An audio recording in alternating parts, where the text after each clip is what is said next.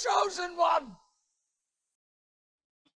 Welcome to the Chosen One. I am your host, Qui-Gon Din, and today we're going to do something a little different. I figured I would show you some of my process on squad building and how I just come up with some interesting lists, not necessarily fully competitive, but I always like to look at ideas and to play something that's off the cusp. So my first step into list building is I look at the list of characters and I figure, what do I want to build with an interactive wise and put on the table. And Cad Bane is a character that's constantly been going in my radar, and I've been wanting to put Cad places. Another character is like Riff Tamsin. So I'm really liking the idea of these Cad lists and these Riff Tamsin lists. So I'm gonna do a Cad Bane list right off the bat. He's a primary I've been wanting to make work well enough to where I'd feel confident putting him into an event. So the first thing I can do is I can definitely look at his little kit here. He's got the how about a step side, so you can make them so they move away from objective or they get strained and exposed, which is a good way of getting a shot. You got his rocket boots, and then you got his trademark, the best thing on his card, no one gets between me and my job. And then his refresh when you take wounds and he gets to heal. So I'm looking at Cad Bane as an option. And just looking around, there are some interesting interactions with that damage ability. Realizing what you can do with Krennic in this, I'm going to do Krennic as my second. So there is going to be something here. The idea with Krennic and why I'm going to pick Krennic is we stand here amongst my teams when another allied primary or secondary character wounds an enemy unit after the unit is resolved. This unit may use this ability. One character in this unit may dash and make a 5-die attack. This normally can't trigger off of supports, but if a support gets a wound, attack something, and then Cad Bane uses the 2 damage to wound, the 2 damage will trigger we stand here amongst my achievement. So we can get like extra movement and extra attacks out of Director Krennic. And that really opens up some interesting doors. It is a 4-force list, but I feel we can make that work in a bounty hunter shell. This idea right here is definitely going to be kind of based around some of the CAD and or lists floating around, and I think I have a very similar idea. I think right off the bat, we're going to stick IG-88 under Krennic. So in the secondary slot, we're definitely going to do IG-88. And we'll look at support afterwards. But right off the bat, I'm thinking I want some Empire synergy still with that bounty hunter slot. So if we go Boba Fett, where is Boba Fett? Boba Fett, Boba Fett.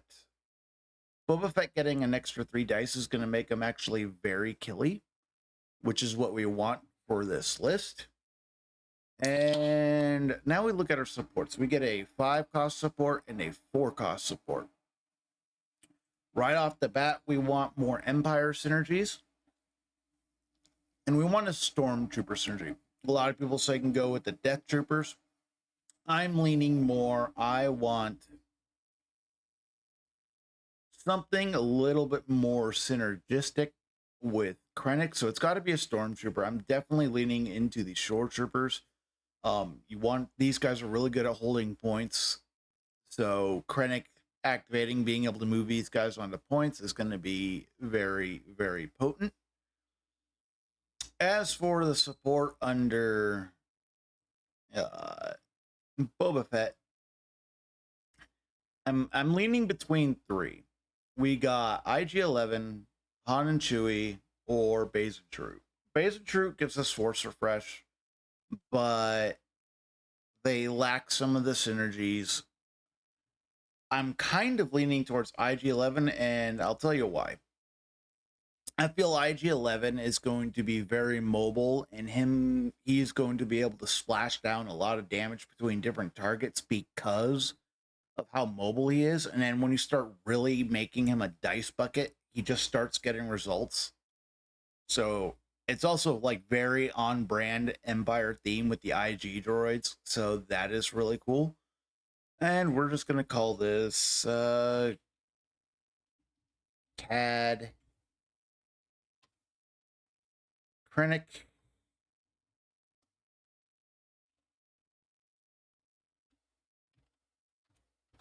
And I'm not sure, would we want to play this on Sabotage? I feel like this is a shifting for the definitely for the movement aspect.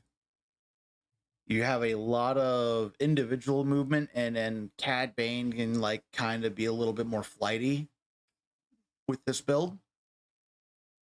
But Cad Bane, even if he gets based, you still just have a lot of damage. So that's one list. This is something that, you know, you can just toy around with Cad.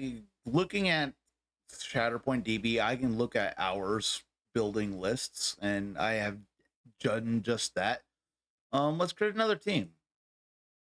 Again, this is just a weird video. I'm just doing an exercise on list building and looking at who looks interesting to build around. Let's see. I wanted to put a weird spin on. Let's look at Kit Fisto. I haven't done a Kit Fisto list yet. He's on my testing block of stuff I want to try. Looking at him, you know, he's got his 4 speed, he's got his riposte, he's got supporting fire dash, but he has steadfast and he gets that defensive expertise. So when we start looking at that Chicho stance, it's really, really good. 2 shoves on 2. He's gonna bully a point. And I want to lean into the steadfast here because steadfast is actually a huge part of the meta right now. So we're going to go ahead, and he's kind of being more of a supporting. We're going to put him in slot 2. And we're going to figure out his core first, and then we will add to it. So when I'm thinking steadfast, and I'm building a sticky list right now because that's how kind of Kit Fisto is. Automatically, I'm going to 7 Scorch, and I'm probably going Pawns. The forward deployment, when you have the protection and steadfast, is really huge. 7 Scorch can get force intensive, though, and I want to lean into this really sticky list. So I'm probably going to go with my good old friend Mace Windu here.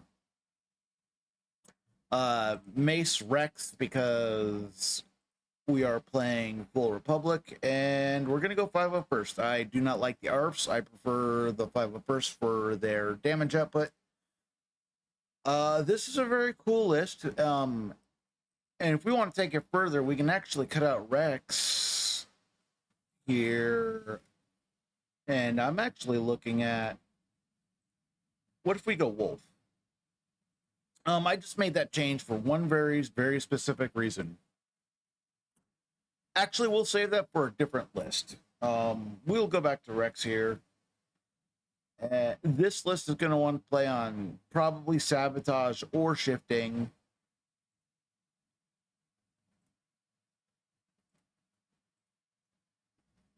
I'd want to say shifting because of the pawns for deployment play. Kind of just basically building shifting lists today. But yeah, we got this kind of a steadfast, heavy movement team. A lot of tactics that can move Mace into engagement, keep Mace into engagement, which I feel is very important. And with Kit Fisto having 7 Scorch, even on Kit Fisto's turn, these guys being forward deployed means Kit Fisto is likely going to be able to move them with Rule 17. So this is another list that I'll probably end up trying out. Let's create another one. Let me guys know in the comment section if you like this kind of video where, you know, I'm just doing random list building. Because I can continue this. Let's do Mace again. Another interesting slot for Mace. Mace, you know, I love Mace, so he's just been in a weird spot for me lately. But let's really lean into this 7 Scorch package of movement and shifting. Because an idea popped in my head building that Kit Facilis. What if we go Mace Plo? And the reason why I'm saying Plo is Plo can move a full body support. And I think this is where we go Wolf with 501st for unmitigatable crits. Wolf is really good at shoving people around. And I think we take that same package of pawns and the 7 Scorch.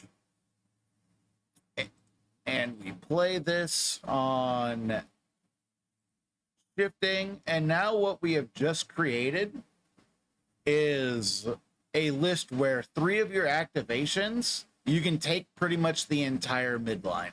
Turn 1 on shifting. These guys are going to be deployed up. Well, Mace can move 7 Scorch the full unit. Plo Koon can move the full 7 Scorch unit, and so can Commander Wolf. I don't know how well this would work in the long run, but you're still getting a crap ton of movement, but it's kind of an interesting little thing. Plo hasn't seen a lot of play as of late. I really like Plo. It's just that Mundi overshadows him. More of this. Let's create a premiere list now. And I think I want to do a mix and match Republic that can handle all the maps. So right off the bat, if I'm doing mix and match Republic, Hiera Mundi has to be in that slot somewhere. I'd also want to say probably Vader. And then I'd probably go... The mix and match aspect is what makes this a little tricky. It might end up just turning into a 2x2 because of how the list is being built. I actually don't do, because I don't do many mix and match lists. Hunt Boss would be really good, but I really, really like Boss with Hunter, but I don't like Boss with like most other pairings. And I don't necessarily want to play Obi-Wan. But I definitely need something that's going to be able to play on Neverto. Yeah, at this point, I think it's going to be more of a Republic 2x2. Because I'd probably be leaning into my clones here with Hunter.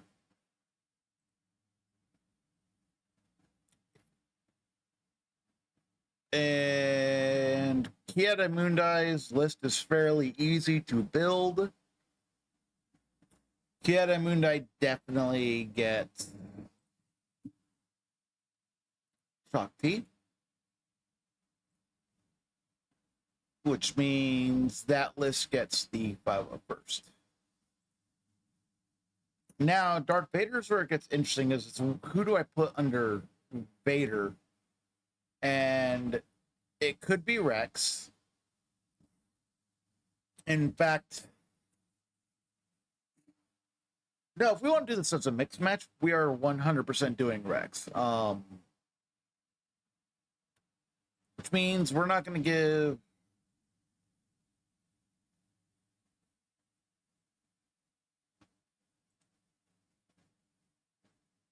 Where is Captain Rex? Oh, because I put Emperor Servant. We want Jedi Hunter, not Emperor Servant. We put Rex under Jedi Hunter Vader, which means Vader is going to get the 501st. And then we're going to put the Padawans with Kiadamundi. And this actually kind of does become a mix and match then, because with Delta, we're just doing the full Delta box. That is pretty set in stone. And I'm going with my classic pairing of the clone list with Wolfpack and the Wolf. And I would probably pick Sabotage as my mission for this. But this does become a bit of a mix and match. I am okay playing Vader with all three of these pairings. I am okay with playing like Vader Hunter for a mobility style list that where I can make Hunter really hit hard. Ton of mobility options here. I can play on Sabotage. It ends up still kind of being a 2x2 with Vader. And if I want to turn this to a 2x2 instead of like kind of a Vader mix and match, I put the 501st with Jedi Master Kiadamundi. Mace might be thrown in there, so I have a displacement list. But again, these are just ideas. I generally don't build a full faction mix and match, I think it limits too much of my list building. I prefer the 2x2 format. So this is just again exercise. Create another strike team. It's been a while since I've done with anything weird with Mandos, and I love Mandos a lot. So let's go right off the bat with armor. What do I do with armor? Let's look at what she's got access to. I think we're automatically taking the coverts. That's a mandatory thing. I'm looking at what I can take with her. I can take DTE. I can take... DTE actually doesn't sound like a bad idea, because I kind of have a cool, interesting thought process. If I take DTE,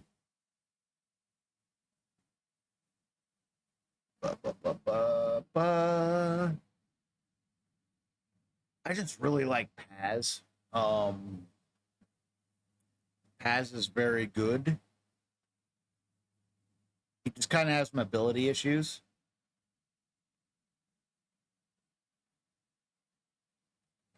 Let's do a weird Imperial hybrid list. Let's go DTE. Because I'm already getting inklings of an idea. We're gonna go Lando here. Yes, 4 force, but you definitely can make it work.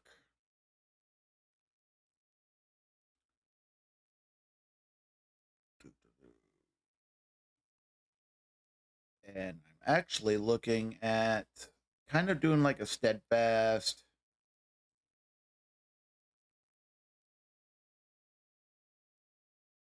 I don't know if this idea is going to pan out that much. If we do... See, it gets interesting if I make them rebel. Yeah, let's not do DTE. Let's do Sabine here, because this allows your characters to be turned into rebels, which is pretty potent stuff. And we can go Bo-Katan, and having Bo-Katan and Sabine on the field is at the same time is kind of cool. But I really like Paz Vizsla here. And I think Sabine brings a pretty cool kit to the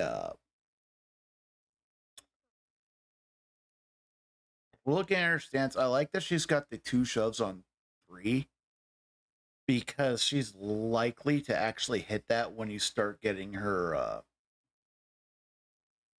ability to jump around. And she gets her Mandalorian focus the whole time without having to worry about force. I actually think we do the change, and I think we play Bo-Katan here. And then we're going to play.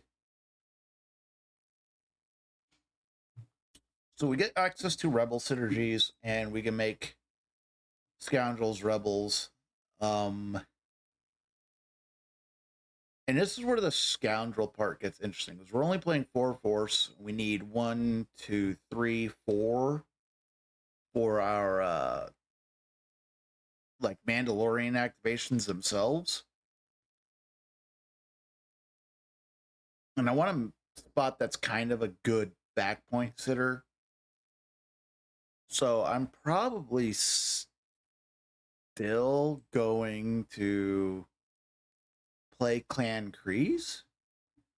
And having Sabine being able to move Lando, armor, or coverts is still really strong for jumps.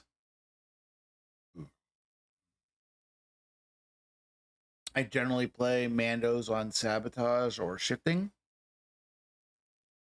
Yeah. This would be something I would try out.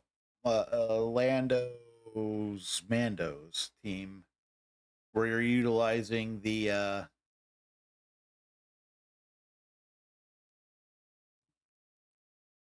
utilizing armors. This is just a really fast kind of jump everywhere list. And Lando's definitely going to get to refresh your force. So, you get his ability once. It's going to turn your force to 6, which is going to allow you to do your thing. Yeah, I could see this working very well. I'd have to try that out. This has been a pretty fun exercise. If you guys want to see more of this type of video, let me know. But if not, this is just something to experiment with. I'm kind of at a lull right now, trying to figure out what I want to put out content wise. And this is just something that I thought would be kind of fun. I'll have to come up with some interesting list ideas for Nevertell, because it's the map I play the least. And I should definitely do a video on First Contact. I think it's one of the funner maps. I think it's getting a lot of bad rep right now in the competitive scene because people don't like the variants in it. But I think it's something people should be looking at. Thank you for watching this episode of The Chosen One, a Star Wars Shatterpoint podcast. If you want to catch the next video, you can watch the one linked above, or you can just go and listen to the podcast on the playlist below. Please like and subscribe. Thank you for your support.